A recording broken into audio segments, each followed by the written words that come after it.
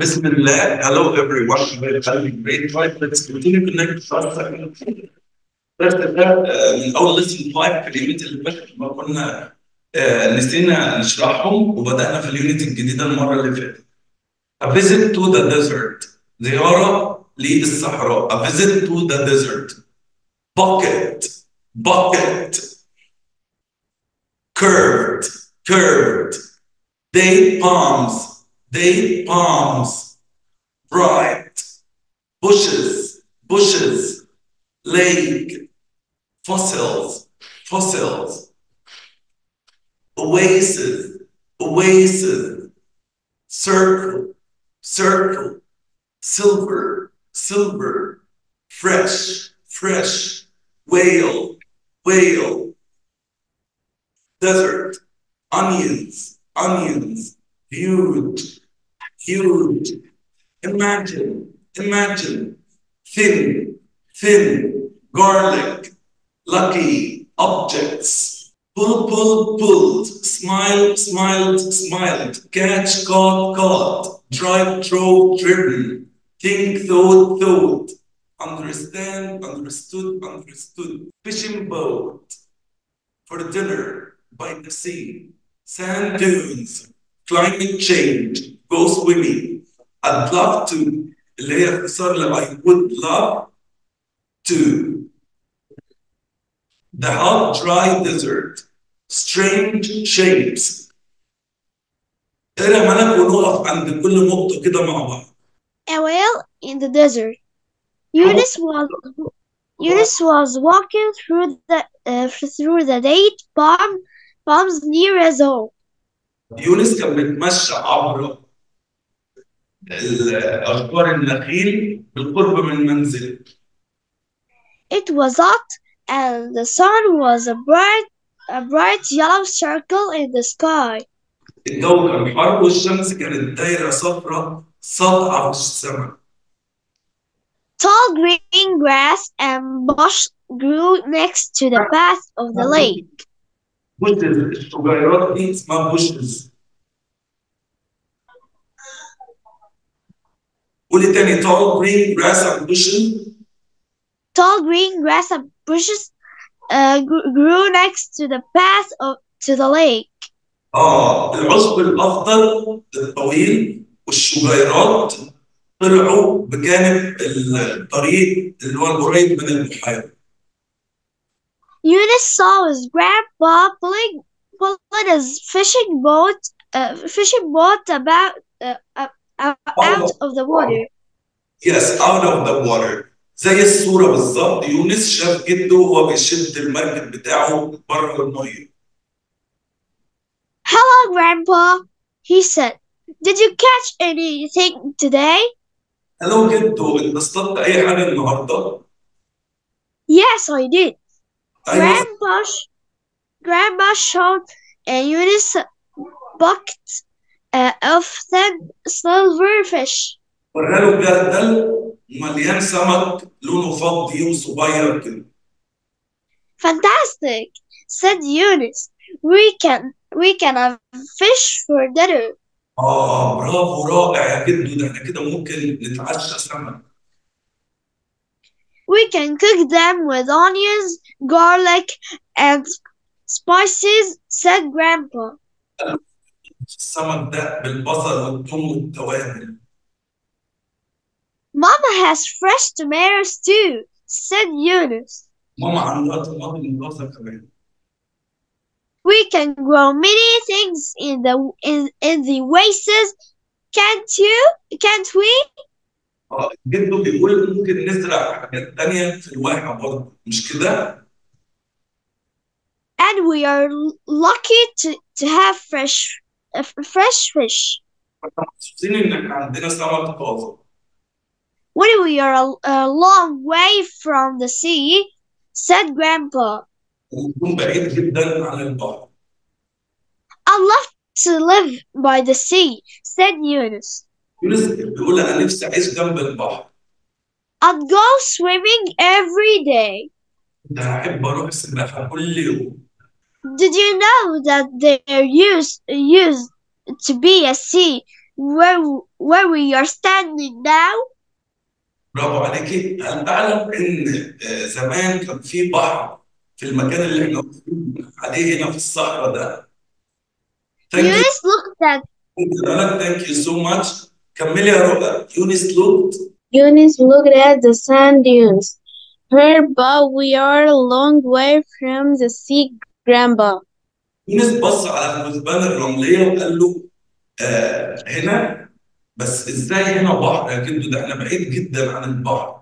Grandpa smiled. Tomorrow I'll take you into the desert and show you something so you'll understand.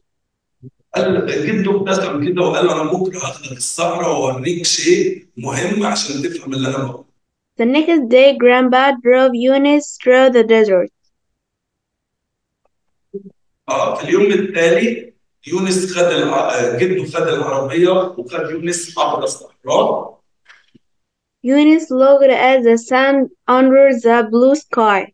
يونس بص على الرمال تحت السماء الزرقاء. There was no water here. ما كانش فيه ميه هنا يا جدي، لا. Grandpa is wrong.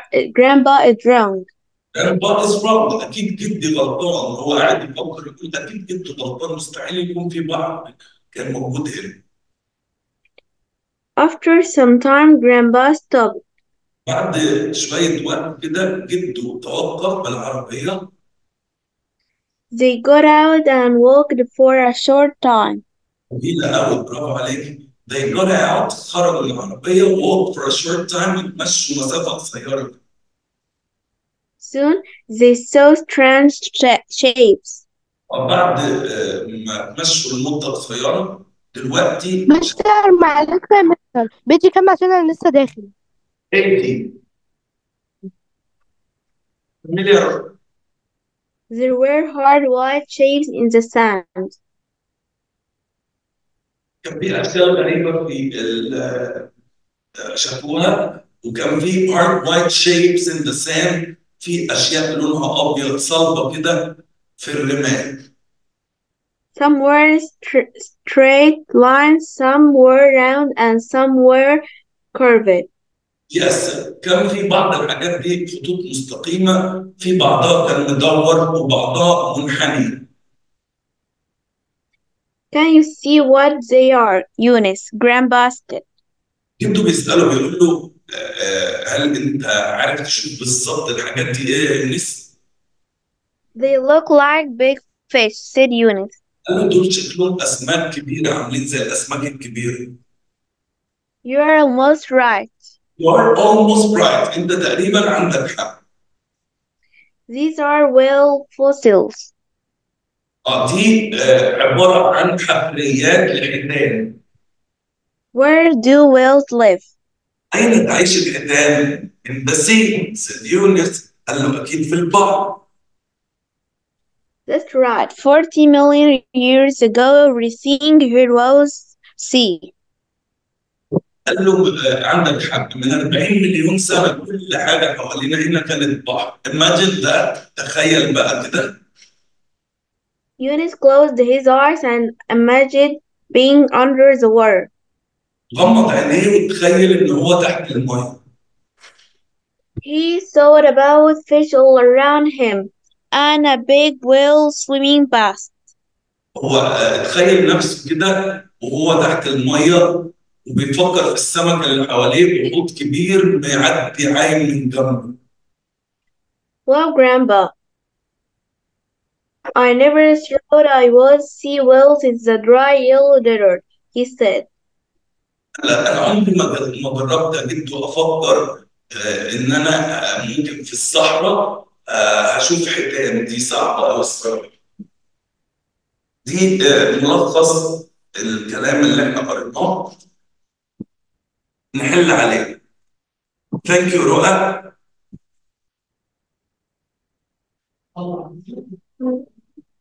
اتفضل يا سيف. Where did Grandpa drive Yunus؟ جده وصل يونس فين؟ مين عارف؟ مين يجاوب السؤال؟ Where did Grandpa drive Yunus؟ وصله فين؟ Mr. into the desert? Where did Grandpa drive Yunus؟ drove Eunice through the desert. Yes, he drove Eunice through the desert. Through the desert. What did they see in the desert? شافوا ايه in the desert يا حمزة؟ حمزة أي حد يقول يا ربع. They saw strange shapes and white shapes in the sand. They saw strange things and white shapes in the sand. and white shapes in the sand. برافو عليكي. Eunice was walking through the date palms. قولي اللي بعديها طيب. It was hot and the sun was a light the bright yellow circle in the sky. Yes, good job. هتكملوا يا شباب بقية الاكسرسايز ده homework وناخد lesson 6 writing a description. ازاي بنكتب وصف. describe, description, competition, Sharm el-Sheikh, national park, snorkeling, mask, snorkel, راس محمد, quickly, amazing, dessert, sayadea, market, knee, honey, Freddy, breathe, kudos, loudly, ice cream, yogurt, figs, had to, get to, on vacation, for breakfast, bright colorful fish, in an old truck, in the evening, it was a lot of fun, the clear warm water. When you write a description, think about what you saw. لما تيجي تكتب وصف فكر في الحاجات اللي انت شفتها. What you did, الحاجات اللي انت عملتها. And how you felt وانت حسيت بايه وقتها. Always use adjectives and adverbs to make your writing more interesting. دايما استخدم صفات وظروف وحال عشان تبين كتابتك شكلها ممتع كده للقارئ. When you have finished لما تخلص check your work carefully. أكد على الكتابة بتاعتك وراجعها بعناية. Can you improve anything؟ ممكن تحسن أي حاجة أو ناقص مثلا خطأ في السبيلينج مثلا خطأ في الجرامر هتصلحه. Describing a day out. دلوقتي احنا عايزين نوصف يوم بالخارج. خرجنا للتنزل. Say where you were and what you did. قول انت رحت فين وعملت ايه. Use informal language. استخدم لغة غير رسمية. اللغة الغير رسمية دي بصوا يا شباب خلينا عارفين حاجة دايما واحنا بنكتب نبقى متعلمين الحتة دي. ممكن كله يركز معايا. لما نكون بنتكلم مع أصحابنا أو أهلنا دي ليهم طريقة في التعامل معانا اسمها informal طريقة غير رسمية. أما الناس الأكبر مننا أو الناس اللي ما نعرفهمش أو في شغل أو في مدرسة formal نتعامل رسمي formal. informal ده الغير رسمي. هنا مثلا الانفورمال بدل ما بتقول hello بتقول hi. تمام؟ بدل ما بتقول very good بتقول awesome. هنا تقول مثلا wonderful أو very good. ممكن هنا تقول cool. هنا بتستخدم الاختصارات he's لكن هنا بتستخدم he is و I am. ممكن هنا في الانفورمال ده أقول how are things يعني إيه الأخبار how are things دي بقولها لأصحابي وأهلي. لكن لو بتكلم مع حد أكبر مني أو بحتاج أستخدم formal language أقول how are you. يبقى ده الفرق بين informal وformal. الغير رسمي بنعمله مع family and friends مع أصحابنا وأسرتنا. لكن الكلام الرسمي الفورمال نستخدمه مع اشخاص اكبر مننا او اشخاص ما نعرفهمش او في نطاق العمل. هنا بيوصف اليوم what did they see in the water؟ هم شافوا ايه في الميه؟ هيوصفوا لنا اليوم بقى. We went to Sharm el-Sheikh on vacation. رحنا شرم الشيخ في اجازه. It was a lot of fun. كانت ممتعه جدا الرحله. On the last day في اليوم الاخير we got a boat to visit راس محمد ناشونال بارك. خدنا مركب علشان نزور محميه راس محمد الوطنيه. I liked the boat trip. عجبتني رحله القارب. But my little brother Adam felt sick. بس اخويا الصغير ادم حس ان هو تعبان. He had to sit on mom's knee. اضطر ان هو يقعد على ركبه ماما كده ينام على رجليه. When we got to the national park لما وصلنا للمحميه الطبيعيه القوميه we tried snorkeling. جربنا الغطس. It was amazing. كان مذهل. We wore masks over our faces. لبسنا ماسكات على وشوشنا and used the snorkel to breathe underwater. استخدمنا خرطوم كده بنتنفس بيه او انبوب نتنفس بيه من تحت الماء. We loved swimming in the clear warm water. حبينا السباحه في المياه الدافئه الصافيه. We saw bright colorful fish. شفنا اسماك ملونه وبراقه swimming quickly around us. بتعوم بسرعه حوالينا. And some beautiful tall sea plants too. بعض نباتات البحر والاعشاب البحريه الجميله حوالينا. دي اميره aged 11 في عمر 11 سنه. وصفت لنا يومها بشكل جميل. هنا who was Dalia staying with on vacation؟ داليا كانت قاعده مع مين في الاجازه؟ It was the first day of my vacation. داليا بتحكي لنا بتقول كان اول يوم في اجازتي. I felt so happy and excited. كنت حاسه ان انا سعيده قوي ومتحمسه. Everybody got up early. كل الناس صحيوا بدري and we ate fruit and yogurt. واكلنا فاكهه وعسل وزبادي with honey بالعسل for breakfast على الفطور. Then we walked to the harbor in الغردقه. اتمشينا لحد الميناء في الغردقه المرفأ and looked at the pretty blue fishing boats. بص بقى على المراكب الصيد الزرقاء الجميله. I saw a man in an old truck. شفت راجل عجوز راكب عربيه قديمه كده. He was selling ice to the man. كان بيبيع تلج للناس الرجاله in the fishing boats الموجودين في قوارب الصيد. After that we quickly walked to the fish market. جرينا بعد كده بسرعه على سوق السمك because it was getting late لان خلاص الدنيا كانت بدات تتاخر. Mom wanted to buy some fresh fish to cook for dinner. ماما كانت عايزه تشتري شويه سمك طازه عشان العشاء. It was a colorful market. كان مطعم ملون كده. And people were talking loudly. الناس كانوا بيتكلموا بصوت عالي. It was very exciting. كانت حاجه مثيره جدا. We bought 4 big crayfish. اشترينا 4 سمكات كبار ولونهم رمادي. And some fresh pigs. اشترينا بعض التين الطازج. I really love pigs. بحب التين قوي.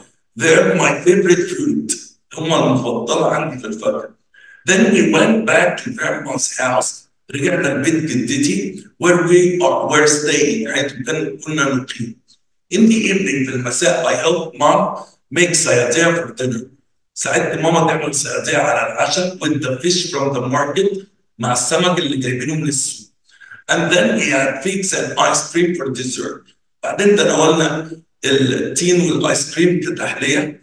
It's my favorite. It was a great day. كان يوم عظيم بالنسبة لي. ممكن هنحل دول نعمل الجمل دي بس مع بعض. ممكن يا حمزة تعمل لي أول جملة؟ حمزة. Where did Amira go on vacation? Where did Amira go on vacation? لازم تميم. We swimming. We love swimming in the clear water. We loved swimming in the clear water. عجبنا العوم في المياه النقية. Thank you. اتفضلي يا ملا. We help Sadia for make dinner. لا بصي المفروض هنا في مثلا جام We have snacks or cider for dinner. او ممكن ما يعني ما فيش بقى غير we help make على طول تنفع we help make يعني ساعدنا make صيادية for dinner we help make صيادية for dinner ساعدنا في إعداد صيادية على للعشاء. اتفضل يا سيف. Did everyone enjoy the boat trip? Did everyone enjoy the boat trip؟ هل كل الناس استمتعوا بالبوت trip؟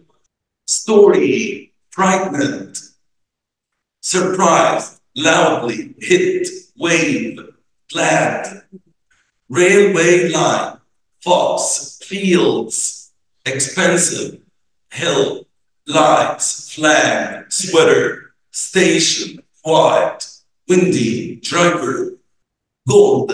Definition: glad. أول واحدة glad يعني delighted, happy about something. Loud يعني بصوت عالي with a lot of noise. Hit يعني يضرب أو يصدم. Go into something quickly or hard. أنت تخبط في حد أو تضربه أو تصدمه. Wave يعني يلوح يشاور كده. يعني move your hand حرك إيديك or something in your hand أو حاجة بإيديك up and down لفوق وتحت. Frightened يعني مرعوب أو خايف. Feeling afraid حاسس إنه خايف because you think something bad will happen. إن أنت تحس إن شيء وحش هيحصل. Surprised يعني مندهش. The feeling you have الإحساس اللي بيجيلك when you don't expect something. لما تكون مش متوقع حاجة بتحس إن أنت surprised مندهش. Wave waved waved. Moved. Snow snowed snowed. Leave left left. Fall fell fallen. Hurt. Arriving. Angry with. At night. Take it off. In the countryside. You did the right. Pass up and down. It's a good place to. On the train. The Railway Children by E. Nesbitt. روبرتا فيليبس and Peter الثلاثة كانوا عايشين lived in a large house in London. عاشوا في بيت كبير في لندن. إنجلند في إنجلترا. روبرتا فيليبس and Peter lived in a large house in London, England. الثلاثة دول عاشوا في بيت كبير في لندن في إنجلترا. One day that the father had to leave them to work in another country. هو اضطر ان هو يسيبهم يشتغلوا في في وطن اخر. This house is too expensive for us. البيت ده غالي قوي علينا. My father is away لان هو راح يشتغل في دوله ثانيه. We must leave London and move to a smaller house in the countryside. قالوا لازم نسيب لندن ونروح نعمل ايه؟ نعيش في بيت اصغر في الريف. Said their mother. مامتهم قالت كده. Their new house was near a railway. بيتهم الجديد كان بالقرب من خط سكة عالي. They arrived in the night and walked to the house from the station. ووصلوا بالليل وتمشوا لحد البيت من المحطة. Why is it so dark? said Roberta. Roberta قالت لي الدنيا ضلمة قوي. At night in London, بالليل في لندن, there were always lots of bright colorful lights. كان بيبقى فيه أضواء ساطعة جدا. There are no street lights in the countryside, said their mother. ماما قالت لهم مفيش إضاءة في الشوارع في الريف. And why is it so quiet? وليه الدنيا هادية قوي كده هنا? said Peter. In London, everybody walked quickly and talked loudly. في لندن الناس كلها مشغولة فبيتكلموا بسرعة وبيتكلموا بصوت عالي وبيمشوا بسرعة. There are not many people in the countryside بالإضافة لأن مفيش ناس كتير عايشين في الريف. said their mother. That night في تلك الليلة the children did not sleep. ما ناموش الأطفال. It was quiet. كان الجو هادي. But they could hear animals calling in the night. بس كانوا قادرين يسمعوا صوت الحيوانات اللي هي بتعمل أصوات كده بالليل. I'm frightened said Phyllis. أنا خايف. I don't like it here. ما بحبش المكان هنا. Everything looked very different in the morning. كل حاجة بدت مختلفة بالنهار. The house was small. يا شباب البيت كان صغير. But its rooms were very sunny. البيت كان صغير بس الأوض كانت sunny. And from their bedroom window, women من الشباك اللي على سريرهم they could see beautiful green trees. كانوا شايفين أشجار خضراء and fields بحقول. One day the children were walking near the railway. كانوا بيتمشوا بالقرب من railway خط السكة الحديد. وصلنا هنا one day the children were walking near the railway. كانوا بيتمشوا الأطفال بالقرب من خط السكة الحديد. It was a very windy day. كان يوم عاصف جدا. Peter was very surprised. كان بيتر مندهش جدا when he saw a big old tree. It was moving. شاف شجرة كبيرة قديمة كده وكانت بتتحرك. Look, he said, the tree is falling on the railway. الشجرة تقع على خط السكة الحديد. What can we do? نعمل إيه؟ said Phyllis. A train will hit it. كده القطر هيخبط في الشجرة والناس كده هتموت. A train will be here soon. والقطر خلاص قرب يجي said Roberta. Peter, your sweater is red. Take it off.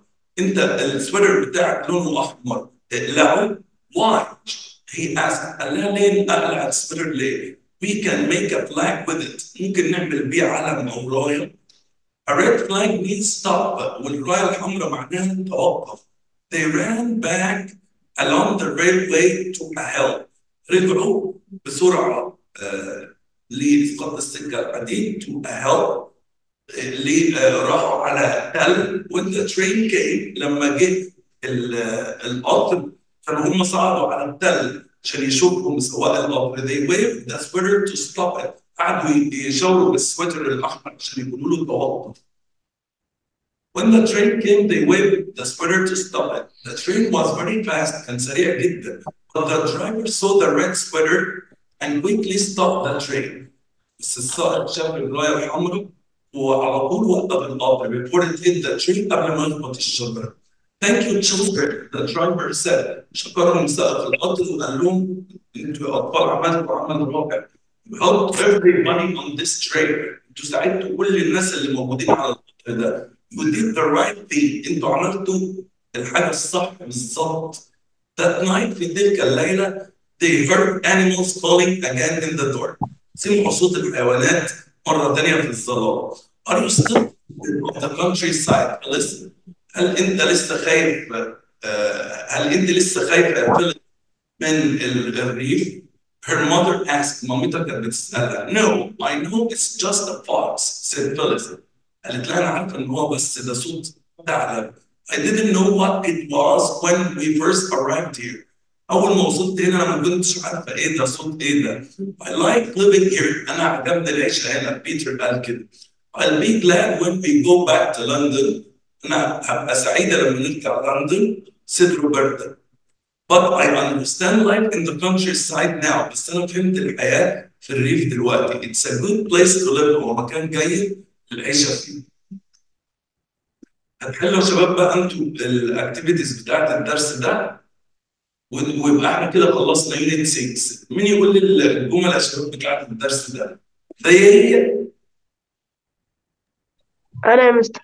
قول يا They waved the flag to stop the train. They waved the flag to stop the train.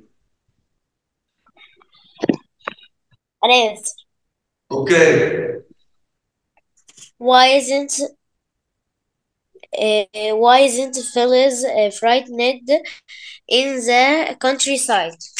Why isn't Phyllis ممكن أقول التالتة؟